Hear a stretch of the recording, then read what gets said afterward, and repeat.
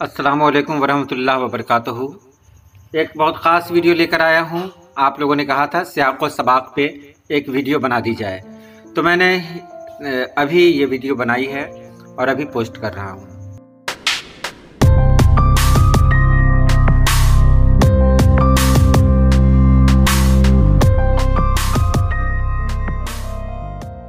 सबसे पहले हम जानते हैं सियाक़ व सबाक़ किसको कहते हैं।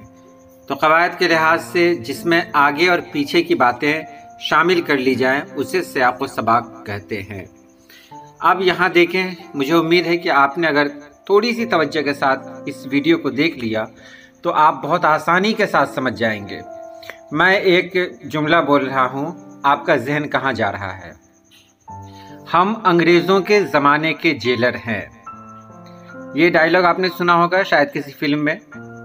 दूसरा है मेरे करण अर्जुन आएंगे, या फिर अभी हाल में ही कोई फिल्म रिलीज की थी, जब किसी को शिद्दत से चाहो तो कायनात की सारी चीज़ें उसे मिलाने के लिए तैयार रहती हैं। तो आपको एहसास हो गया होगा कि मैंने ऊपर जो कहा हम अंग्रेज़ों के ज़माने के जेलर हैं, तो आपके जहन में एक तस्वीर उभरी और आपने कहा कि ये फिल्म शोले का मतलब डायलॉग है, जिसे बहुत अच्छे तरीके से अदा किया गया था। इस फिल्म में फ़लाना हीरो है, फ़लाना विलेन है, ये सब आ गया होगा। दूसरा, जब मैंने कहा था मेरे करण अर्जुन आएंगे, तो आपको याद आ गया होगा वो फिल्म का सीन जिसमें करण अर्जुन की माँ ये बात कहती है, यानी शाहरुख खान सलमान खान की माँ कहती है, या फिर किसी को शिद्दत से चाहो, ये शाहरुख खान की फिल्म है जो आई थी अभी, ओम शांति ओम, उसका डायलॉग है। बस जब आपने इसको समझ लिया तो सियाक़ व सबाक़ हो गया। अब आपको कुछ करने की ज़रूरत नहीं है। अब यहाँ पर एक मिसाल देखें। यहाँ लिखा हुआ है कि ऑर्डर के मुताबिक तीसरे रोज़ धोरन गांव के स्कूल में हाजिर हो गया।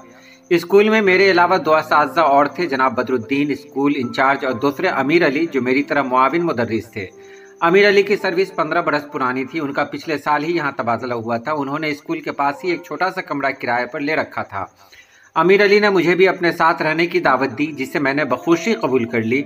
इस तरह रिहाइश का मसला हल हो गया। अगर आपने किताब पढ़ी होगी तो आपको पता होगा कि ये जो इक़्तिबास लिया गया है ये कहाँ से लिया गया है। तो सबसे पहले सियाक़ व सबाक़ में आपको जानना है कि ये जो लिया गया इक़्तिबास कहाँ से लिया गया। दूसरा है कि इसके लिखने वाले कौन हैं। जाहिर सी बात है, जो भी मजमून होगा या अफसाना होगा तो लिखने वाला तो कोई ना कोई होगा ही, तो वो कौन है। तीसरा है लिखने वाले का थोड़ा सा तारुफ करा दें, इंट्रोडक्शन करवा दें। और तब आपको चौथे नंबर पर काम करना है कि इक़्तिबास की तशरीह लिखनी है, जो तशरीह यहाँ पर। और 5वें नंबर में है अपनी बात आपको कहनी है, अगर कहना चाहे तो इसका जवाब आप यहाँ देख लें। ऊपर तो मैंने पढ़ ही दिया था। नीचे लिखा हुआ है ज़ेरे नज़र इक़्तिबास सलाम बिन रज़्ज़ाक़ के शामिल निसाब अफसाना इब्राहिम सक़्क़त से माखूज़ है। आपने जान लिया कि यह इक़्तिबास सलाम बिन रज़्ज़ाक़ के अफसाना इब्राहिम सक़्क़त से लिया गया है, जिसमें अफसाना निगार खुद कहानी के एक किरदार की शक्ल में बयान करता है। आपने पढ़ा होगा तो पढ़ा ही होगा कि इसमें क्या है, इब्राहिम सक़्क़त से लिया गया। मैंने कहा था कि इसमें अगर आप अफसाना निगार के बारे में भी कुछ जोड़ दें तो अच्छी बात है कि इब्राहिम सक़्क़त के लिखने वाले सलाम बिन रज़्ज़ाक़ हैं, और सलाम बिन रज़्ज़ाक़ एक अच्छे अफसाना निगार हैं। इतना तो लिख ही सकते हैं। आगे देखिए, जहां वो धोरन गांव में 25 साल कबल एक मुअल्लिम की हैसियत से खिदमत अंजाम दे चुका था और अब दोबारा उसी स्कूल में इंस्पेक्टर की हैसियत से तैनात हुआ था, जहां बदरुद्दीन और अमीर अली नाम के 2 मुअल्लिम तदरीसी खिदमत अंजाम दे रहे थे। तो ये सब आपने पढ़ा यहाँ पर। दूसरे मुअल्लिम अमीर अली ने स्कूल के पास ही एक छोटा सा कमरा किराए पर ले रखा था।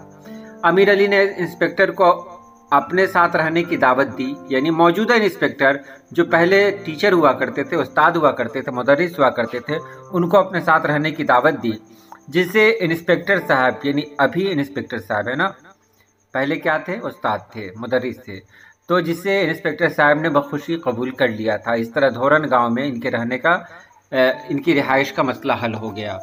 तो आपने यहाँ क्या देखा कि आपको एक इक़्तिबास दिया गया और आपसे ये पूछा गया ये इक़्तिबास लिया कहाँ से गया है। तो आपको बताना है कि ये किस अफसाने से है, इसके लिखने वाले कौन है और इसमें कौन सी बात कही गई है। ये 3 पॉइंट तो आप याद रख सकते हैं कि ये कहाँ से लिया गया है, इसके लिखने वाले कौन है, इसमें बात कौन सी की गई है, तो बस आपका मसला हल हो जाएगा। एक मैं मिसाल के तौर पर आपसे पूछ रहा हूँ, एक पागल तो पाकिस्तान और हिंदुस्तान और पाकिस्तान के चक्कर में कुछ ऐसा गिरफ्तार हुआ कि और ज्यादा पागल हो गया। झाड़ू देते देते एक दिन दरख्त पर चढ़ गया और टहनी पर बैठकर 2 घंटे मुसलसल तकरीर करता रहा जो हिंदुस्तान और पाकिस्तान के नाजुक मसले पर थी। सिपाहियों ने उससे नीचे उतरने को कहा तो वो और ऊपर चढ़ गया। डराया धमकाया गया तो उसने कहा, मैं हिंदुस्तान में रहना चाहता हूँ, न पाकिस्तान में, मैं इस दरख्त पर रहूंगा। अब आपसे सवाल, ये कहाँ से लिया गया?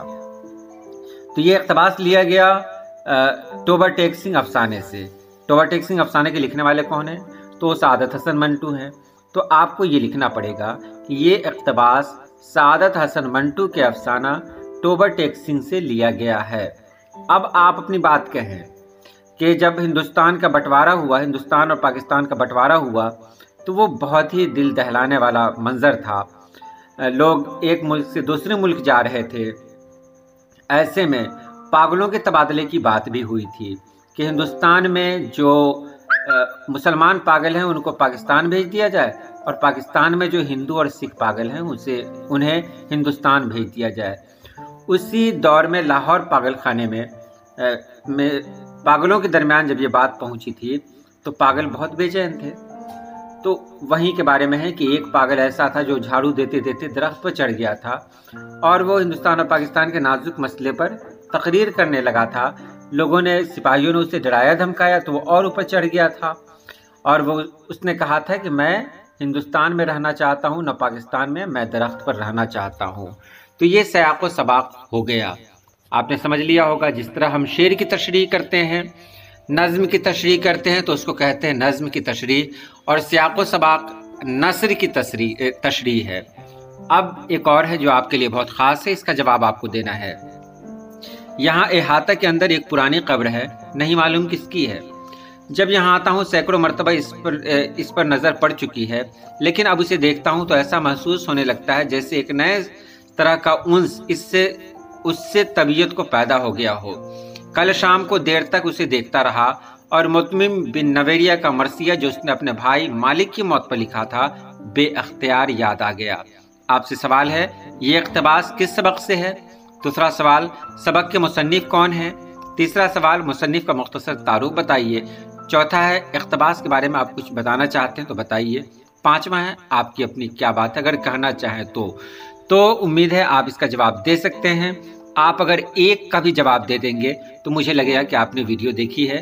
तो आज के लिए इतना ही। अल्लाह पाक आप सभी लोगों को खुश रखे, आबाद रखे। अल्लाह हाफिज़।